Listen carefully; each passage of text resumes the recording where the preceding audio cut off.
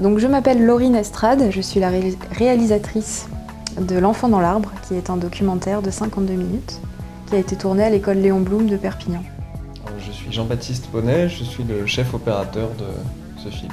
À l'origine du projet, en fait, il n'y a pas forcément l'idée de faire un film dans une école dite gitane. C'est plutôt le processus inverse. Je suis allée dans cette école parce que mon oncle y travaillait et que j'ai été séduite par les enfants, par la façon dont fonctionnait l'école. Et après est venue l'idée de faire un film dans cette école sur l'enfance. Donc en fait, il n'y a jamais eu de moment où je me suis dit tiens, parmi les écoles de Perpignan dans laquelle je vais tourner, c'est vraiment un coup de cœur qui m'a conduite à faire ce film. Il n'y a pas eu de démarche de recherche. Tout n'était pas tant que ça prémédité à ce stade-là du projet. Au début, il n'y avait même pas de projet, quoi. C'est vraiment un jour où je suis allée voir mon oncle qui m'avait quand même pas mal parlé de l'école et il y avait plein de choses qui m'intriguaient et que je trouvais intéressantes. Et après, non, c'est de cette rencontre avec l'école qu'est née l'envie d'écrire un projet de film. Et puis après, s'en est suivi plein de démarches pour avoir l'autorisation, etc. Mais c'est vraiment un coup de cœur, quoi. Il y a pas de... En fait, au tout début, j'ai dit au directeur, voilà, je serais intéressée pour passer du temps dans l'école, pour observer comment vous travaillez, parce que mon métier, c'est le suivant, j'écris des scénarios et je trouve qu'il y a matière à. Donc il n'y avait vraiment rien. Et puis petit à petit, ça s'est un peu construit. J'ai trouvé une société de production, donc ça, je l'ai tenu au courant. Et voilà, c'était assez rigolo des fois, parce que même moi, j'y croyais plus. Des fois, je me disais, ce film se fera jamais. Je revenais les voir, je disais, bon, j'en suis là. Et eux, ils y croyaient. Je me rappelle du directeur me dire, je disais, bon, ce sera pas pour cette année, parce que voilà, j'en suis que là. Mais il me dit, ah, mais ça viendra, ça viendra.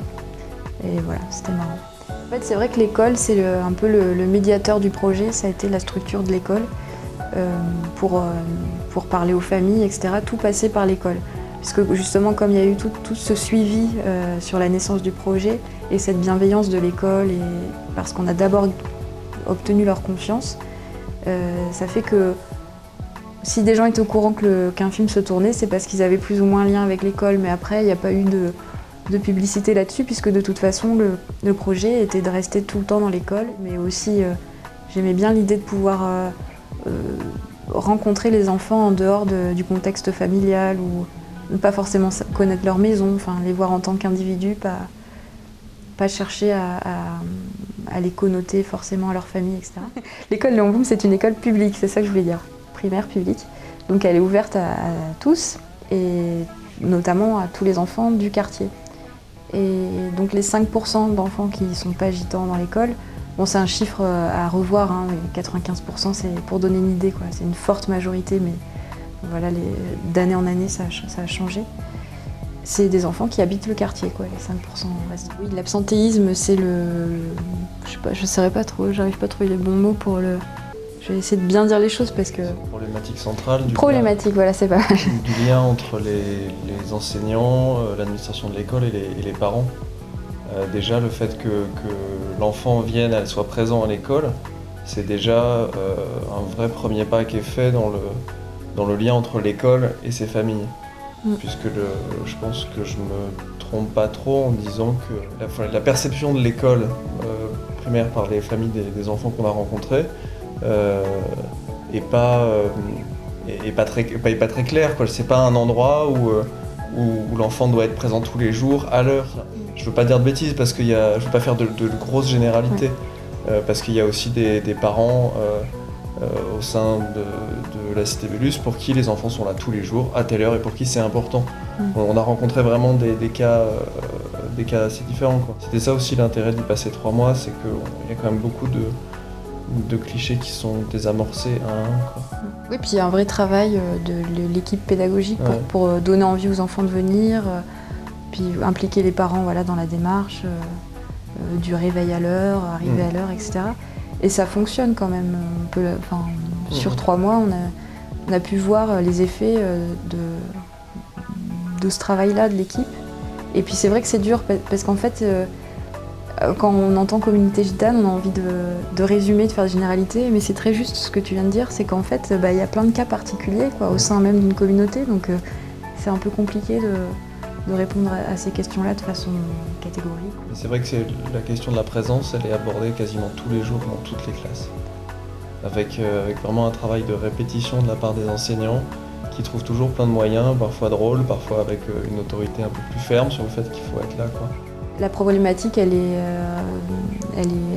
présente et dans l'école, il y a un travail pour responsabiliser les enfants et pas laisser passer une absence et demander pourquoi tu n'étais pas là et montrer que ça compte, quoi, que c'est pas... Et de l'autre côté, essayer de responsabiliser les parents sur le fait que les enfants devaient être là. Mais c'est vrai qu'on a eu cette scène, je n'arrive plus à remettre qui c'était, ouais. Mais où je ne sais plus qui, une institutrice disait à un enfant tu diras bien à tes parents qu'il faut que tu sois là. On lâche pas sur cette question-là et ça me semble normal de ne pas lâcher et assez important. Enfin, les effets que... Comment dire, ça marche, quoi. Il y avait des enfants qui avaient du mal à venir à l'école parce qu'ils n'étaient pas en maternelle avant ou peu. Du coup, c'est effrayant, quoi. C'est sûr de débarquer quand on connaît que chez soi et que maman, papa arriver à l'école, voir plein d'adultes, plein d'enfants, se plier à des règles qu'on ne connaît pas, c'est sûr que c'est effrayant. Si on faisait une approche statistique vraiment du truc, aujourd'hui on aime bien mettre des chiffres, je suis à peu près persuadé qu'on aurait autant de cas où on a des cas réguliers, c'est-à-dire qu'on peut rencontrer dans toutes les écoles où les enfants sont là à l'heure, et le jour où ils sont pas là, ils ont un mot parce qu'ils étaient malades. Et puis il y a quelques cas, mais qui sont mis sur le devant de la scène parce qu'ils sont grotesques, quoi, où il y a des enfants qui sont pas là pour des raisons complètement dingues, avec des mots d'excuses vraiment rigolos, quoi. Mais bon, c'est pas généralisable. On peut pas dire ah ouais, les gitans ils viennent pas. Ça serait vraiment faux et ça serait une caricature. C'est un peu séduisant comme caricature, mais c'est pas le cas. Il y a un moment où ils lisent des mots, je sais pas si tu te souviens. C'est en fait pendant la semaine, ils peuvent dans une boîte, de façon anonyme ou pas, selon leur choix, mettre une phrase en lien avec l'activité scolaire. Donc oui, ça c'était important, il fallait que ce soit en lien avec l'école quand même et leur rapport à la classe et dire ce qu'ils ont aimé, pas aimé, selon la couleur du papier. Et après, ils en parlent tous ensemble, ils lisent les mots, donc ils sont rendus publics, mais anonymes pour certains. Et ça devient des discussions, des débats, enfin ce qu'on peut voir dans le film, autour d'aller au collège. Voilà, après Billy, il dit qu'il s'ennuie, il dit aussi j'adore pas l'école, il dit quand même j'adore. Pas, après voilà, c'est toujours l'ambiguïté du langage, mais parce que Billy, on l'a vu aussi dans des moments vraiment aimer s'investir dans ce qu'il faisait. Quand les gens ont parlé de poésie par rapport au film, c'est parce que j'avais essayé d'en mettre dedans, mais je pense pas que par essence, les enfants peuvent être poétiques. Je pense que c'est plus lié à l'enfance aussi et à ces fulgurances comme ça, à ces bons mots. Moi, ils me surprennent toujours, c'est par le langage ou des idées, l'imagination, cette liberté-là de l'être, elle peut être poétique. Après, je pense que j'ai un peu forcé aussi dans le film ce trait-là, parce que c'était une volonté dès le départ, et par la musique, ne serait-ce que ça, les moments ou même des effets de montage, de ralenti, c'est des effets proprement de fiction et qui appuient comme ça une dimension un peu onirique qui n'est pas forcément dans le réel. Ce qui m'a marqué pendant le tournage, c'est qu'on passait une journée, on passe une journée dans l'école, dans une journée qui peut être difficile, vraiment, où il y a eu des jours comme ça où les enfants étaient vraiment très turbulents, où ça accrochait pas avec les instits, entre eux, ou voilà, comme dans toutes les écoles, quoi. Et où les cours étaient vraiment laborieux, et nous au milieu, on était un peu...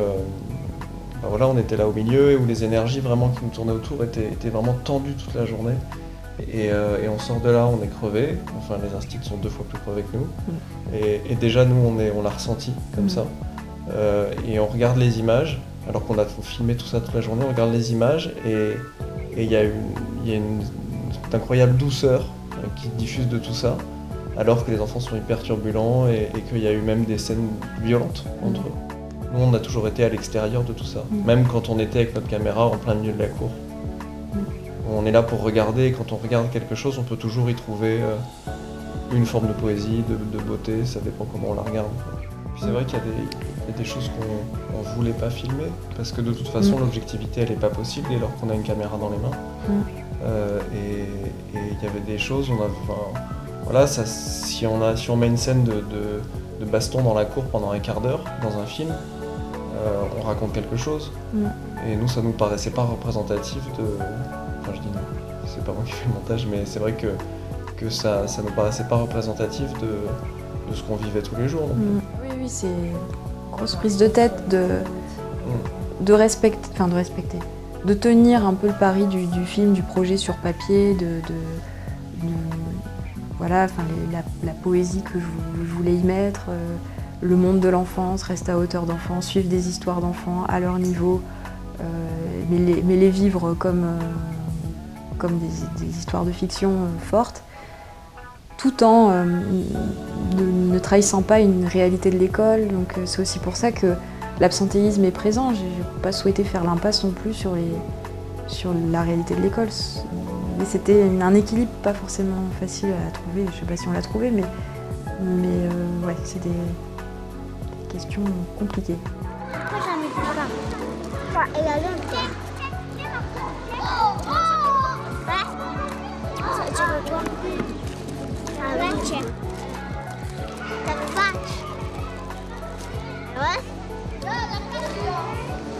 Tu comprends le gitan?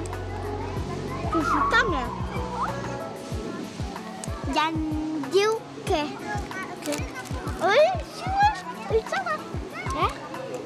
Toi, t'es gitan. Un poc gitan, un poc. Un poc gitan. Xanaa aussi. Laat nog een bord zitten, Stanis. Tu fais...